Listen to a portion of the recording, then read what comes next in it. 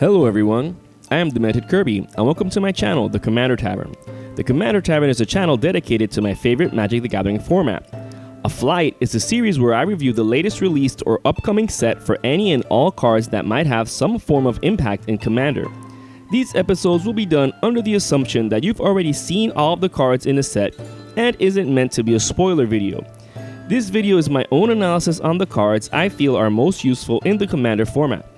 A Flight is a sampling of several brews, so I will be sampling each card from the Game Night 2019 box set due to release on November 15.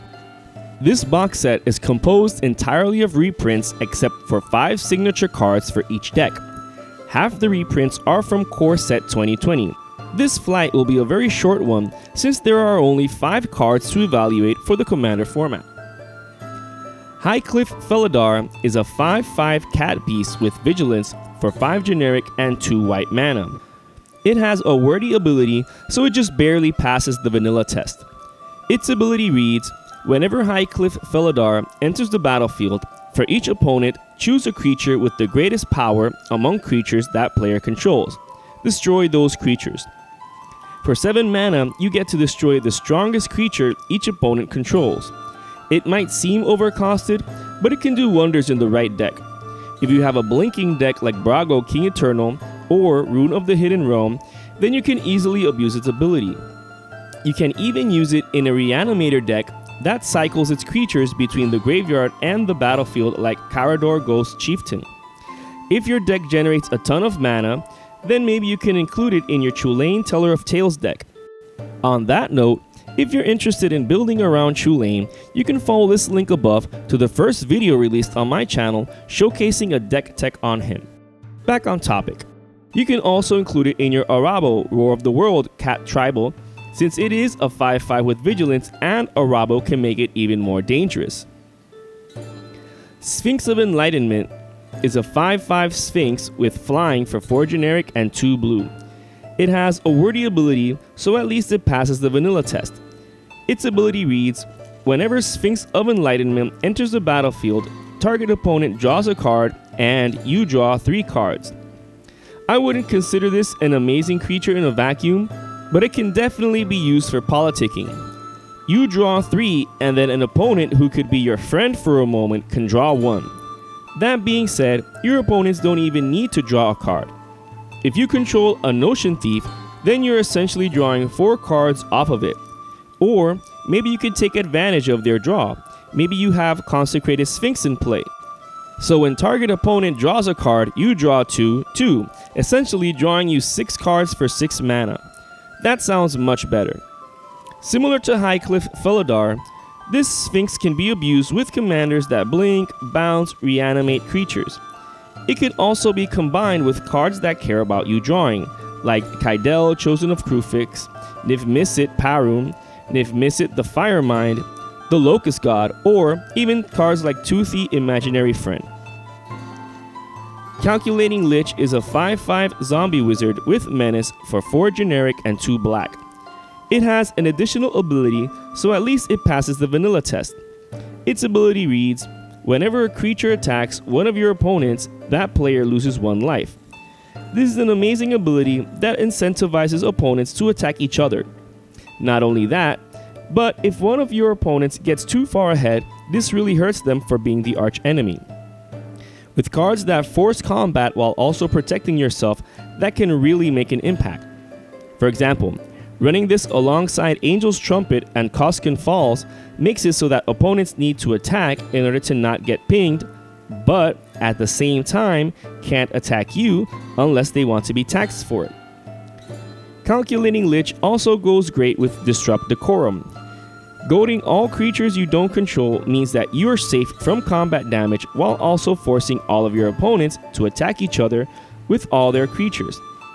If anyone is playing a Horde or Swarm deck, then they'll definitely be taking out one of your opponents. And it won't be on a date. Fiendish Duo is a 5/5 Devil with first strike for 4 generic and 2 red. It has an additional ability, so at least it passes the vanilla test. Its ability reads, if a source would deal damage to an opponent, it deals double that damage to that player instead. To me, this is the best card of the 5. Its ability isn't unique in Magic though. Dictate of the Twin Gods and Furnace of Wrath double the damage dealt to all players. But Gisela, Blade of Gold Knight, doubles the damage dealt to opponents while having the damage to you.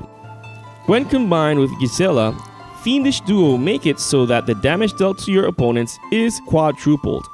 As previously mentioned, Disrupt Decorum would also go great with this card in a Gisela Blade of Gold Knight deck. And not just Gisela either. You can also run these devils in Marisi, Breaker of the Coil. If you're interested in building with Marisi, you can follow the link above to a deck tech video I made on him. In conclusion, Fiendish Duo definitely makes for short games, especially when you're either incentivizing violence or forcing violence amongst your opponents. The last new card from this product is Earthshaker Giant, a 6/6 giant with trample for 4 generic and 2 green, thus passing the vanilla test. It also has an additional ability that reads, when Earthshaker Giant enters the battlefield, other creatures you control get +3/+3 and gain trample until end of turn. This is basically an overrun on a body. Similarly to Highcliff Felidarm and Sphinx of Enlightenment, its enter the battle ability can be abused in the same types of decks. Curiously, you can run all 3 in Chilean Teller of Tales or Rune of the Hidden Realm if you wanted to. You can also run it in Reanimator decks like Carador Ghost Chieftain or CDC Brood Tyrant. CDC can especially use it as a way to make a horde of zombie tokens even more dangerous and potentially game-ending. You could even run Earthshaker Giant in a Wart the Raid Mother deck that makes a ton of goblin tokens, similar to including it in a CDC deck. You can also include it in an Elf Tribal deck since it generates a ton of mana, but it also has a lot of bodies that can benefit from overrun type effects like this one. In fact, any green weenie or token deck can take advantage of this ability.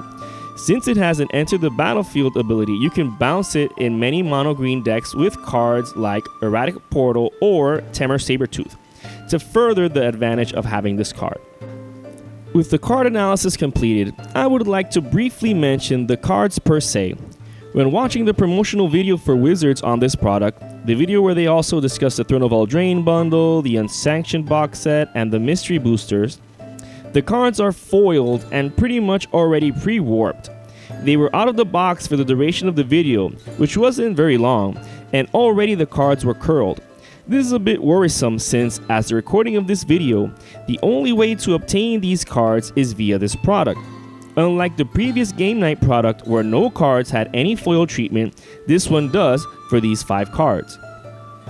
It remains to be seen if these 5 cards are then re-released in a special set in the future, like how Kest Dissident Mage was only available in foil, and it presented the problem of potentially marking the deck but with no fault to the players. So, Wizards eventually reprinted the card in Modern Horizons so to be available as a non-foil. Ironically, since all cards in the set could be available as foil, you might open a foil Kest instead, thus rendering the whole process pointless. Anyways, those are just my thoughts on the product as a whole, card designs analyzed as well as card quality. Thus concludes this flight of cards from Game Night 2019. Overall, I'm intrigued by these 5 cards and I can already envision in which decks they could be included in. Since they're monocolored, they can technically go in any deck that runs that particular color. Even in the promotional video for the product, Gavin Verhey mentioned that these cards were designed for Commander players as something they know we'd love. And they're not wrong. For the moment, I can see their potential. The interactions, combos, and synergies I've mentioned in this review are by no means the best ones or the only ones, simply the ones that came to mind upon seeing these cards for the first time. I have no doubt that fellow brewers out there will find interesting and unique ways to play with these cards.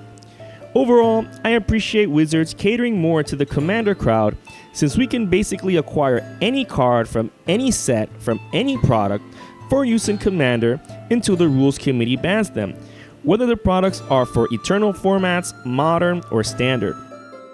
I want to take this opportunity to thank my patrons by giving a shout out to all my higher tier patrons, the brewers, for their patronage.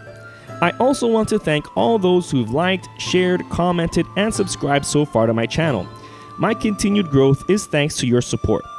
And to everyone, thanks for watching this episode of A Flight on the Commander Tavern. I am Demented Kirby, and happy theory crafting.